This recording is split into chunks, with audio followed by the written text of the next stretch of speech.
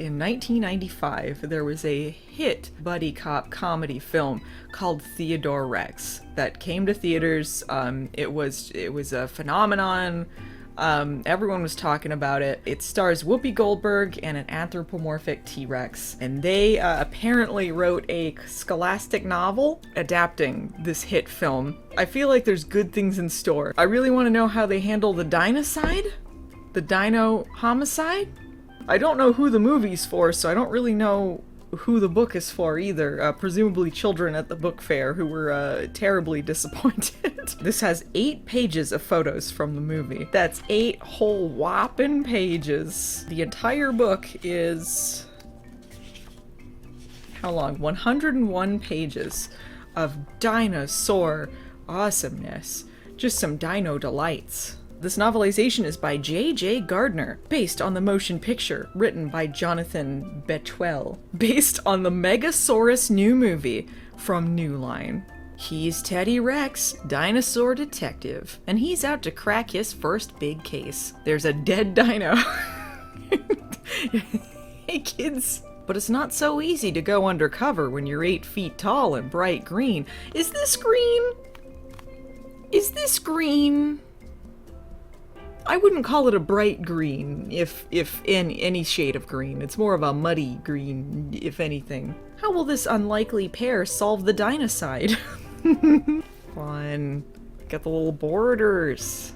The movie, for those who haven't seen it, opens with a prophetic dream, because apparently dinosaurs are psychically connected, wherein Teddy witnesses this dinocide, a butterfly that's a robot, explodes in another dinosaur's face and kills him.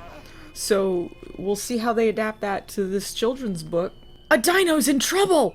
cried Theodore Teddy Rex as he woke from the nightmare in alarm. So how they address it is they don't address it. Ever since dinosaurs had been genetically cloned and laboratory hatched, they had come into this world with a special ability, a sixth sense, if you will, that tingled whenever one of their kind was in danger. So this is a lot to throw in one sentence, okay?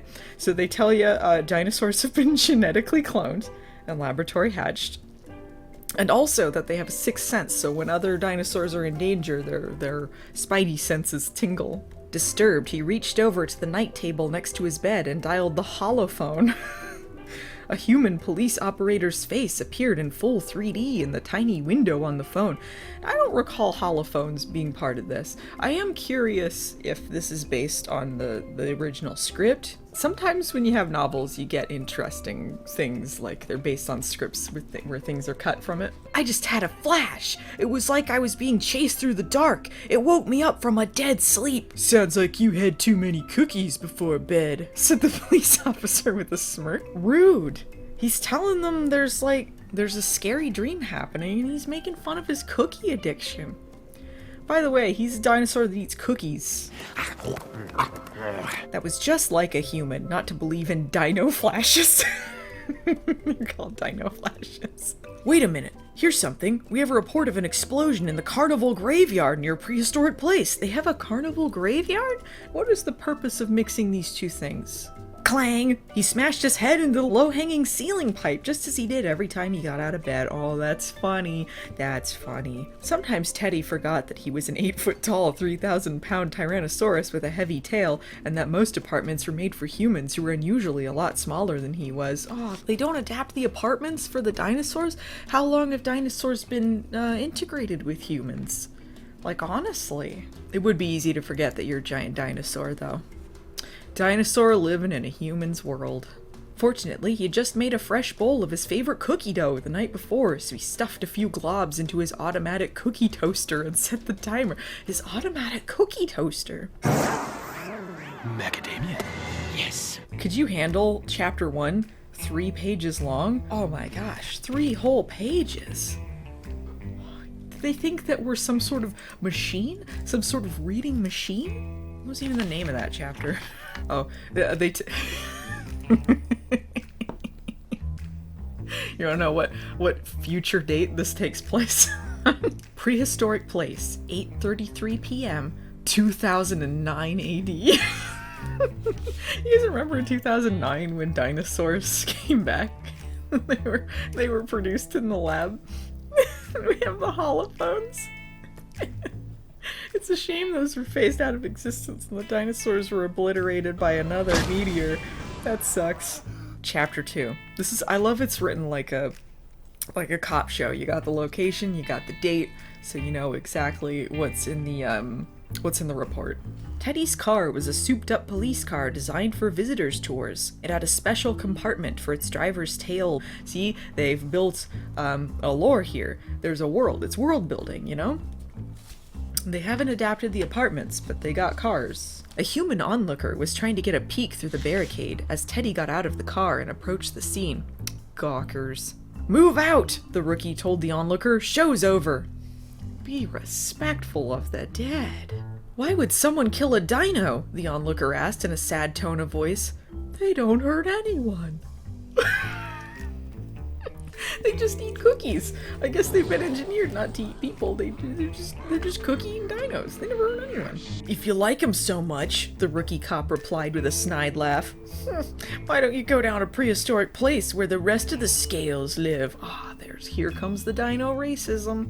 "How would you like it if I called you soft skins?" Ooh, this language. Teddy shouldered past the rookie cop and entered the cordoned off area of the crime scene. Teddy's in the crime scene. It was the huge body of a dinosaur, the one Teddy had seen in his flash. Now it was lying flat on its back. Dead! Dead dinosaur! "You enjoying this, kids?" "All dinos are on the same wavelength, till someone took him off the air," said the detective, pointing to the dead dino. "Is now the time for the wordplay and the jokes?" "No suspects, evidence, or leads," replied the detective. "Our first John Doe dino sped off toward one of the wealthiest sections of the grid, a section where dinosaurs were very seldom welcome. Oh, this is when we get to the wacky party scene. Everyone's all rich and snooty. They don't want no dinosaurs. "Teddy Rex," Teddy announced himself to the butler as he entered the Explorers Club lobby. It was clearly for humans only, and rich ones at that. Teddy extended his tail and shook Summer's hand. Why did he extend his tail to do that? "On my take-home, I could barely pay my rent." I love the fact this dinosaur has to pay his rent. I love that kids are like, "Ooh, what does that dinosaur do to pay his rent? What is a dino cop's salary?" Teddy could feel all the eyes in the room fall on him as he entered. Monocles pop out. I don't remember what everyone sounded like in this movie, so I'm not going to do impressions of them. I'm just going to kind of do approximations of what their characters were like. Teddy watched as the realization hit Lynch. "Of course!" he exclaimed. "You recreated dinosaurs, didn't you, Mr. Kane?" Of course! You're the guy who recreated dinosaurs? Oh, right, that was the thing you did, right? You recreated dinosaurs? I forget who's the one who recreated dinosaurs. "Years ago," Kane began when he was sure all eyes were on him, "I recreated dinosaurs to show how science could change the world. My new Eden Foundation developed disease-resistant crops. We helped to outlaw private cars and fossil fuels. Just to remind you, as you know, these are the things I did." Years ago, I recreated dinosaurs to show how science could change the world, and I did. Chapter 4. Glad they're keeping them all short. The Explorers Club, 9:55 p.m. So this is how long since Chapter 3? It was 9:55 p.m. and Chapter 3 started with 9:39 p.m. 16 minutes later, Chapter 4 began. Why? There had never been a dino detective in the department before. Where does he do his detective work then? He's just a PI? He's in it for himself?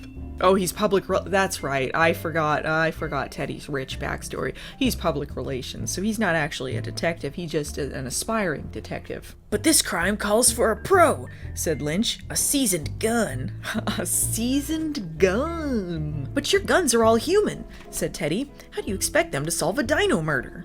"Only a dinosaur. To solve a dino murder, you gotta think like a dinosaur." Just then the butler walked over with a tray full of food. "Cookies!" Teddy exclaimed gleefully. "Yes!" Then he reached for a clawful. Oh my god, the iconic cookie scene. "Just one per customer," insisted the butler. Then when the butler turned away, Teddy tapped him on the shoulder with his tail.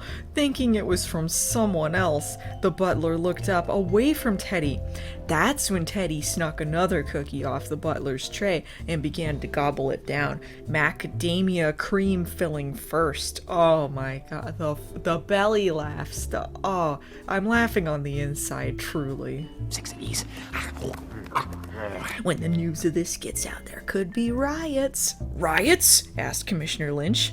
Yes, sir, said Summers. Dinosaurs on the rampage right now.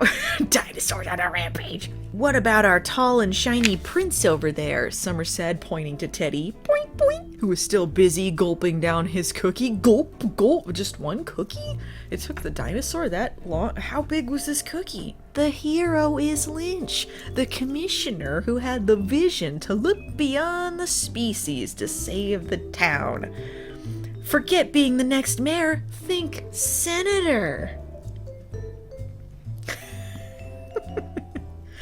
What a ridiculous film. We're teaming you up for your own good, said Lynch, with a veteran, a pro. He thought of that in the 2 seconds between deciding he was gonna hire him at all. Katie Coltrane was still in her police uniform when she turned the corner and walked down the block toward her apartment house. I wonder if this book's gonna explain, like, if she's a cyborg or a robot or what she's supposed to be, because the film is never really clear on that. There seems to be some sort of cybernetics involved, but it's never really explained exactly what she's supposed to be. Some scavengers, full-blooded clones known as Zapheads, those Zaphead clones, were conducting some illegal gene smuggling. As you do. A 12-year-old boy behind the counter sat glued in front of a small hollow TV set on which a newscaster was announcing the latest statistics in the current rash of animals that were rapidly becoming extinct. The Extinction Report. If she had to have a son, she would want one just like him. But Coltrane didn't have room in her life for a family. Deep down, she knew she never would. She's married to the job. Beep! Beep! Coltrane looked down. Her belt pager was beeping like crazy. The pagers of 2009. Actually, it's a dinocide, interrupted Teddy. A dinosaur is dead. Like, extinct? Asked Coltrane. Oh, so they didn't have the funny intro like in the movie. They're just there. They didn't get the funny mix up. Hey, Coltrane! What? Teddy's house mouse at headquarters. I'll be the laughingstock of the department. Oh, so they know each other from headquarters? Apparently they have a past in this version of the story. Coltrane stared up. Teddy stared down.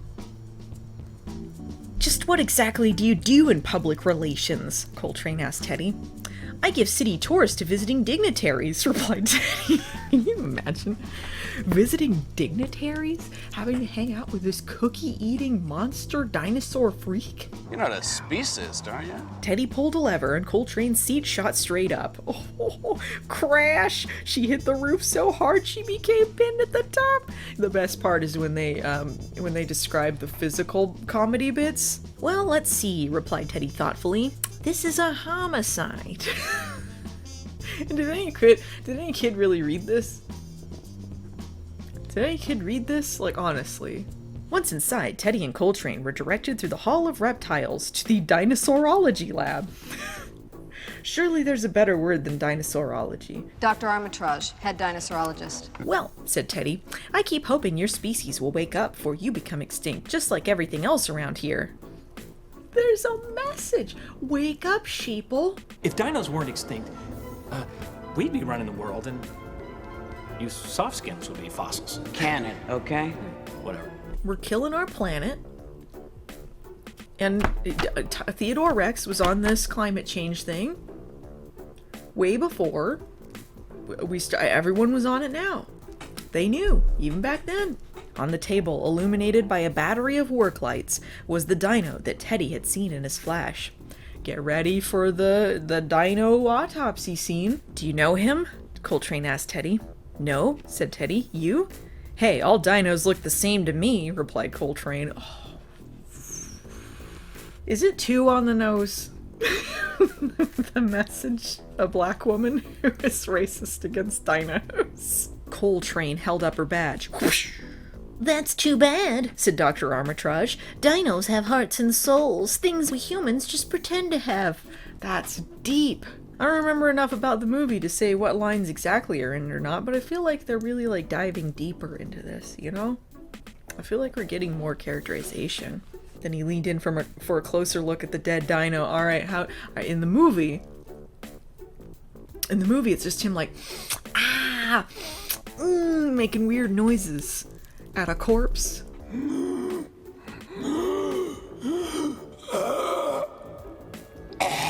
Teddy took the victim's tail, dipped it in a small jar of special ink, and made a triangular tail print on a piece of paper. Now, was he authorized to do anything in this autopsy, to fiddle with the body? I don't think so. They just come in and they're just like, hey, we're here to look at the body. And then they do.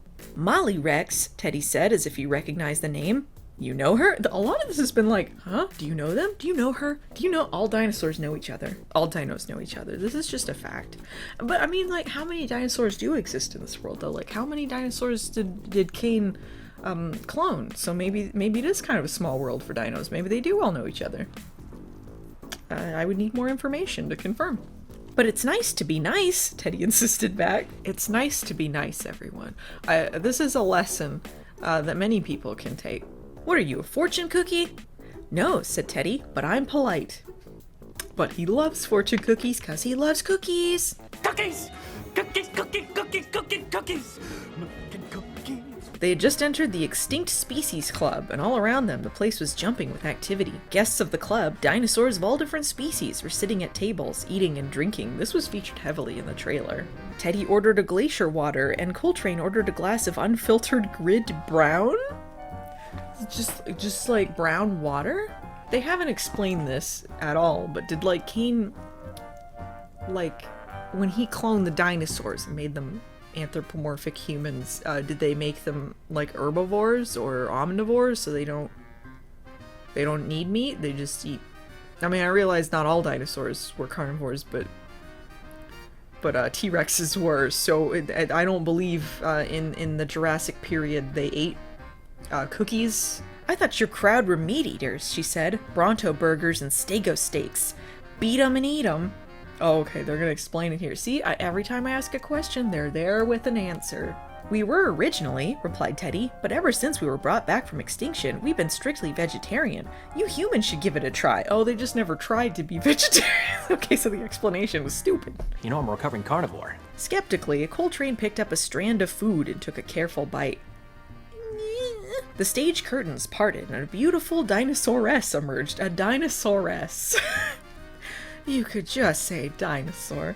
Dinosauress. She wore several feather boas around her neck, a tight-fitting sequin gown that parted just at the tail, and a tiara. Ooh, hot as hell. Maybe the movie cut out some stuff. Maybe the presentation was really their problem. Maybe if they'd followed the original script, they would have had a much more successful film, although, I mean, it was shattering box office records. Coltrane cleared her throat. You're after a killer? Molly asked. The murderer of Oliver Rex, explained Coltrane. They're talking to the roommate of the dinosaur that got killed, and this is how they break it to her?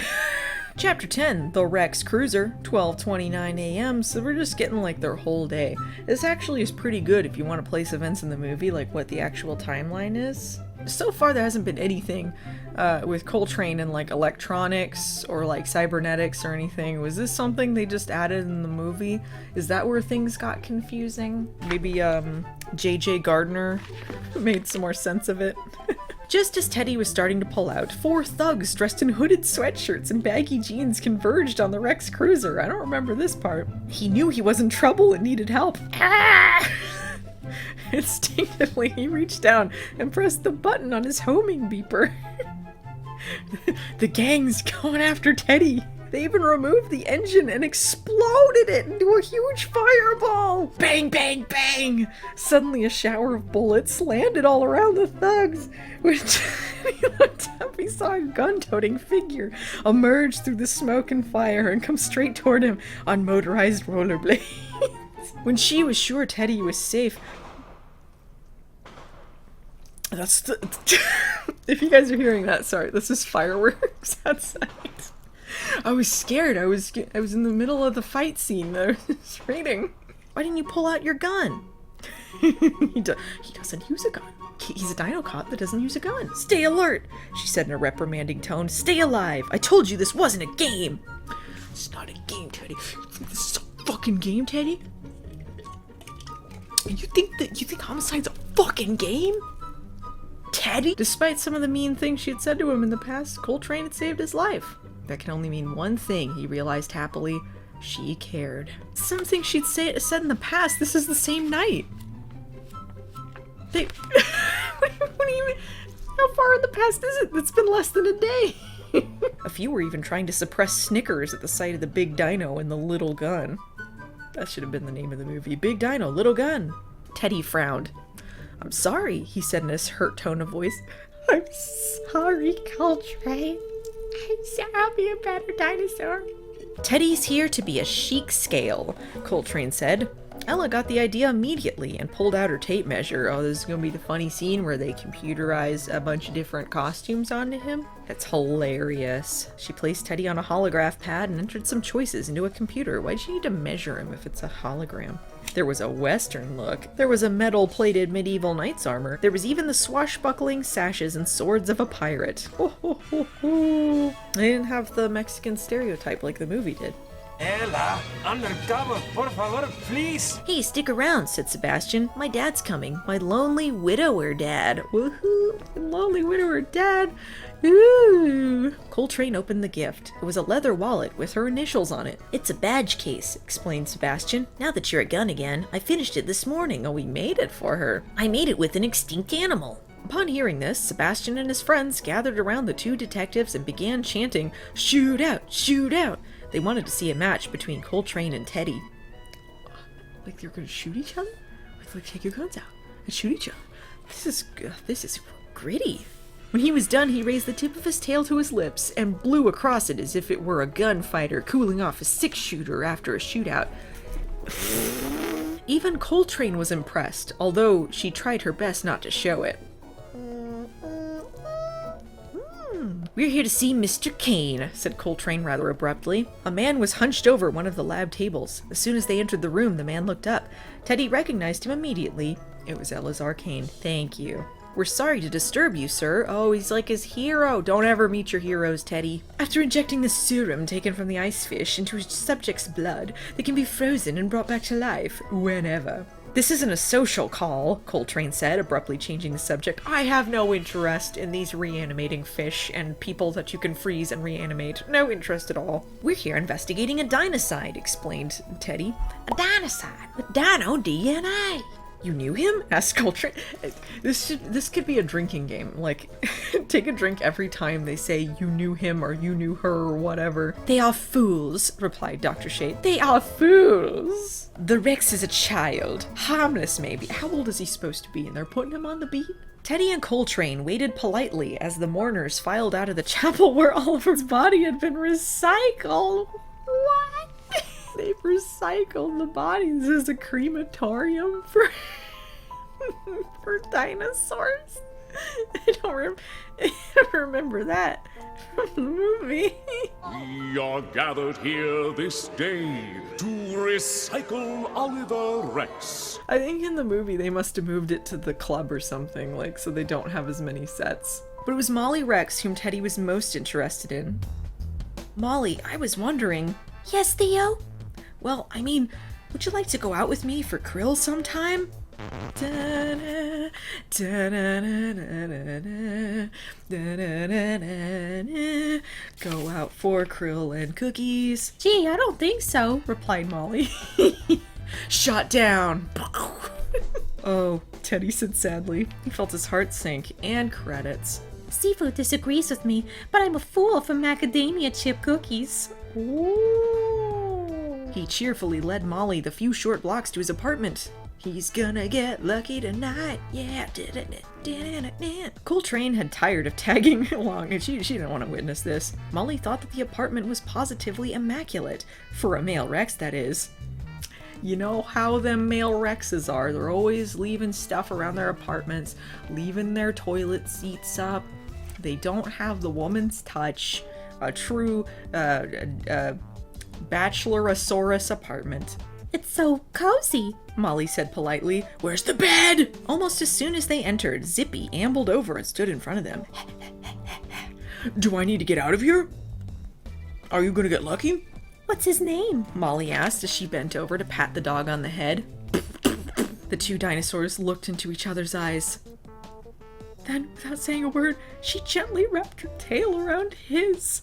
Being with him like this, Molly didn't feel so lonely anymore.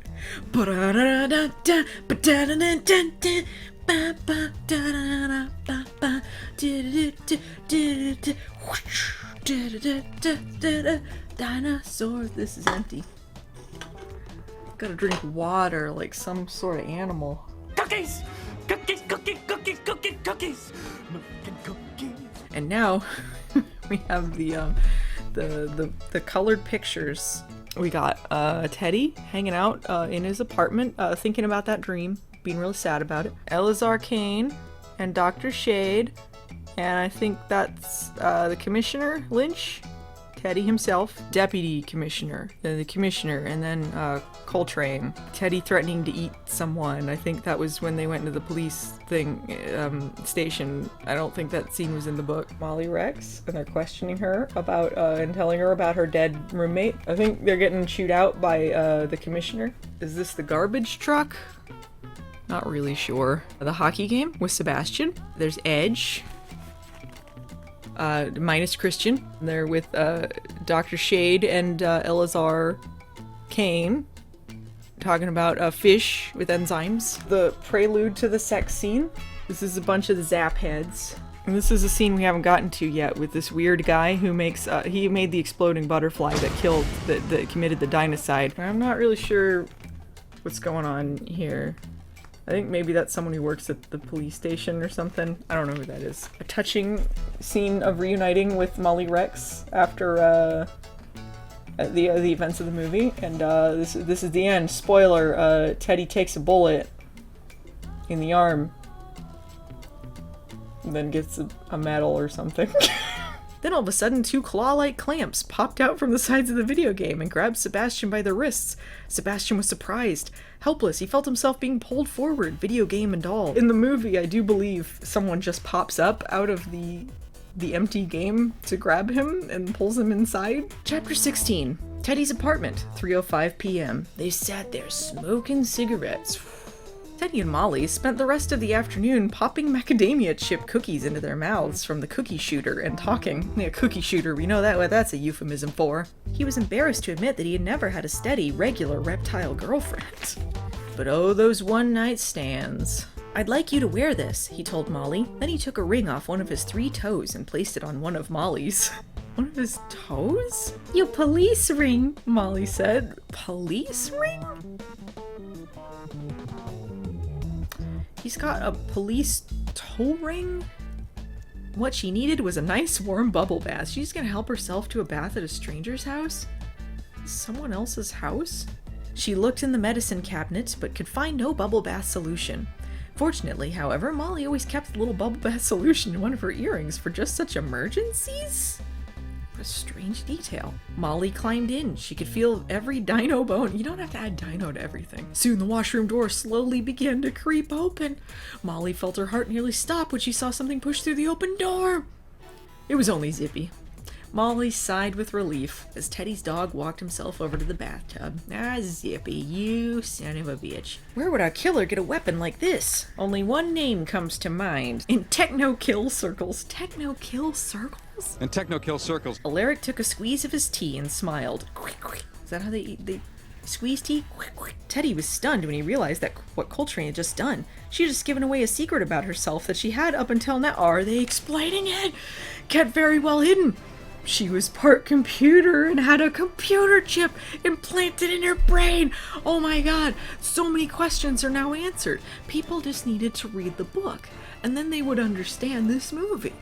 I didn't know you were BioWare. Yeah, all guns are. We're implanted with biochips. Of course, she was part computer, and she had a computer chip implanted in her brain, so she's a cyborg. At last, question answered. We've unlocked a mystery tonight, people. Spread the word. It meant that Coltrane not only had the intelligence capabilities of a computer, but that she had special radar devices as well. You don't just throw this in 70 pages into a 100-page book. I'm sorry, this is way too late to introduce this element. One of the pages is ripped inside this. I didn't do this. Someone just ripped it in a rage. Years ago, I intercepted a genetic code smuggler, said Coltrane. Someone put a hit on me. Next thing I know, I'm in the hospital with no chance of survival. Alaric shows up with the deal of a lifetime, literally. So I took the BioWare option and became the first of many. She's Inspector Gadget from the movie. Katie, how old are you? asked Teddy. I'll be 75 on my next birthday, replied Coltrane. There's so much lore we completely missed from this film. She's 75 years old. I can't believe the possibilities this book is opening up. I can't believe what we're finding out tonight. I feel like no one in the world knew this up until this moment. She didn't look a day over 30. You look good, he told her. You were lucky. Sometimes I don't think so, because family is not an option for BioWares. There are times I wonder if I missed out. She can't have a family because BioWare... Can she not conceive children? Because she's a cyborg zombie? Is that what they're telling us? She can't adopt? Or is it just illegal to do it? Is it another racial prejudice? You're ambitious. So was I. But don't let it turn you into the first dino BioWare, okay? Oh my god, we're getting too deep. We're too deep into Teddy Rex at this point. And so one thing I'm noticing from this book too, they don't add the little noises that Teddy's always making through the movie, like tiptoe, tiptoe, tiptoe. Stop with the tip. Don't tip. It took out some of the ambiance from the film. Then he remembered something Coltrane had said herself just a few minutes earlier, that an ambulance is coming. Don't you see? asked Coltrane. Summers put us together because he thinks we're a joke. Everybody does. There was a lot more character work in this than the film. A lot of character work in this. You know what? Good job, J.J. Gardner. Don't do. What? All of a sudden, a metallic eyeball popped out from the desktop and looked the two detectives up and down. Oh, it's an eyeball in this. Coltrane stepped right in front of the eyeball. Scan my badge and think it over, she said in a threatening tone of voice. Think it over, eyeball. The toy maker considered for a moment, then realizing Coltrane had the upper hand, he opened a large box filled with huge dino-sized guns and grenades. Dino-sized! They're dino weapons! Then the beetle exploded with such power that the whole room began to shake. It becomes, like, extremely graphic. The explosion had blown the lab to bits and sent debris flying in all directions. But when the smoke cleared, Coltrane realized that she was unharmed. Teddy had covered her with his body and protected her from injury with his own thick hide. Wait, if the butterfly was able to kill a dinosaur, then why is he okay? This isn't consistent. Then he raised his tail from the escape chute. It was wrapped around the struggling figure of the toy maker. He could just whoosh, whip it out and then grab him? It feels like that's amazingly flexible for a dinosaur's tail. Then he thrust the little man through the wall and dangled him over the street, several stories below. This is different. No, please don't drop me, the toy maker shouted fearfully. What do you want? Name it! Coltrane felt her heart leap as she realized the toy maker was talking about Sebastian. Surely it was her bio-heart. He knew he had done his part well by assigning Teddy Rex and Katie Coltrane together. They were the two most bumbling members of the Grid Police Department. They don't seem that bumbling, to be honest.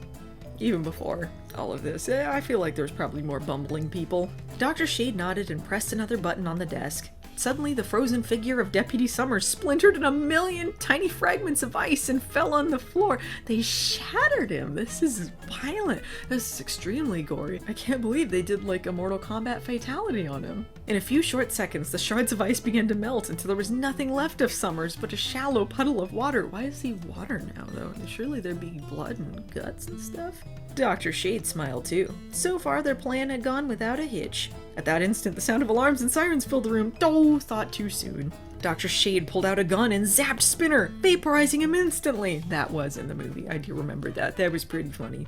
Words, laughed Kane. To create destiny takes faith. Life is in actions. I'm just saying things. Oh, really? Why? Because I broke one of your silly laws put there to protect the weak? Don't be silly. Silly, silly, silly. Silly, silly, silly bones. You're under arrest, said Teddy, without thinking he was being silly at all. Were kids enjoying this? Were kids enjoying this book? Then he let out a long maniacal laugh as he aimed his remote control at the missiles and brought his finger down on the launch button. Mr. Kane had moved so fast that there was nothing Teddy could do to stop him. Oh my god. This is a true account. The Ark was immense, at least the size of a small grid block. Zap heads were busy loading the great ship with all the different species of animals that Teddy had seen roaming around the compound grounds on his previous visit to New Eden. But it was too expensive for them to actually film. So each time a species went extinct, it was because you swiped the animals? Oh, he's got the... Oh my god! This is a plot thread that they didn't come back to. It was all because of this. Oh my god, everything suddenly makes sense. I thought there was a message. It was apparently just a stupid plot point. A very stupid plot point, because there was only one left of each animal and they took them? Like, is that? Or he was killing all the animals except one?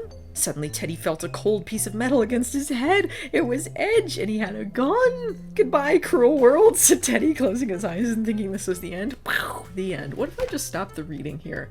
What if I just ended on that? In the book, he dies. You would never be able to confirm if it was true or not. You're not going to read the book. Coltrane looked out from behind the bushes and watched the cage where Sebastian was being held prisoner. Now that she'd found him, she smiled. He didn't look harmed or undernourished. Undernourished? He's been gone for like a day! Teddy stopped and acted as if he was going to give an answer, but instead swept his tail up and sent Edge flying into the ceiling. Into the ceiling? That's quite some airtime he's getting. Coltrane reached out and grabbed Dr. Shade by the arm. Really? Then she pushed Dr. Shade into one of the empty cryogenic chambers. Yes, replied Dr. Shade. He carries his remote control at all times. Oh, should she not care that she's being pushed into this chamber? Kane winced. Then he aimed his gun at Coltrane and returned her fire, hitting her once in the shoulder. Oh my gosh. Coltrane fell back instantly, grabbing her shoulder as she fell to the ground. When Teddy and the others reached her, they saw that she was bleeding badly. Oh, this is different. In the movie, I believe she just was short-circuited. Like, she was shot and then her robo parts didn't work or something. She's bleeding. You're one great detective, partner, Coltrane told Teddy weakly. Partner? Asked Teddy. It was the first time Coltrane ever called him that. Should you be doing that now? You're still being fired at. A second later, she closed her eyes and slumped over. Oh my god, she's dead. He grabbed Coltrane's gun. Gun in hand, he raced up the stairs that led to the catwalk that overlooked the Ark. He's a dino with a gun. Give me your gun. I can't. What? I can't. Katie, give me your gun. This is no time to play Teddy, around. Give me it. Teddy looked down the catwalk. A door at the far end swung shut just as he arrived. Teddy ran along the catwalk and through the door. Another stairway led downward to another door. Now the second door was swinging shut. There was a door here and a door there, and then another door, and then they went to this door. No sooner had Teddy started to follow the crimson trail when a shot rang out. Teddy fell backwards as he felt a flash bullet hit him in the chest. Oh my god. And in the chest, not even in the arm. See, when you see the picture, it kind of changes what you're actually reading in the book. I'm just saying. You must learn to accept defeat, Kane said with a malicious smile. The end. Teddy then lifted the gun he had taken from Coltrane and aimed it at Kane. For some reason, Kane was not frightened. You can't do it, he told Teddy. Violence is against your genetic code. I know. I created you. You bastard, you son of a bitch. You're a coward, Theodore Rex. You've always been a coward. Drop the gun, Teddy said, struggling against his own nature. You can't be what you're not. Teddy squeezed the trigger anyway, only the gun didn't fire, it was empty. Oh my god, he was gonna shoot him! Teddy was on the ground directly in the Jeep's path. Kane accelerated and began driving full speed toward the helpless Rex. Oh my god. Thinking quickly, Teddy whipped his tail around the tree and pulled himself out of the path of the oncoming Jeep just seconds before being crushed. His tail does a lot more in this. In fact, it's in the movie it was just clumsy. It's just a clumsy tail. Bang! He fired! This time the gun worked. A sharp metal grappling hook and rope shot out and caught on Kane's coat. Oh, it's a grappling hook? Okay. Oh, I do believe the grappling hook. But they were making it seem like it was like a gun. Standing with him was Teddy, his wounds bandaged, dressed in a suit and tie. Next to Teddy, alive and well, stood Coltrane. Is she not bandaged? Did she not get a heroic bandage description. And Katie Coltrane, he said, I accept your resignation from the gun command. Oh, she resigns in this one. Okay. Oh, so she can have a family? Is this why she's doing this? I'm working my way down the ladder of success. And with that, Coltrane extended her hand to Teddy's tail, and they shook on it. What a stupid ending. What a stupid ending. Cookies! Cookies, cookies, cookies, cookies, cookies!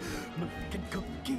So this had to have been based on an earlier script, or things that they hadn't changed when they were making the movie. I'm going to guess it was probably made concurrently with New Line Cinema's production. I can't imagine afterwards they thought to do it because it was a huge flop. I find this interesting because it is different and it did answer some questions.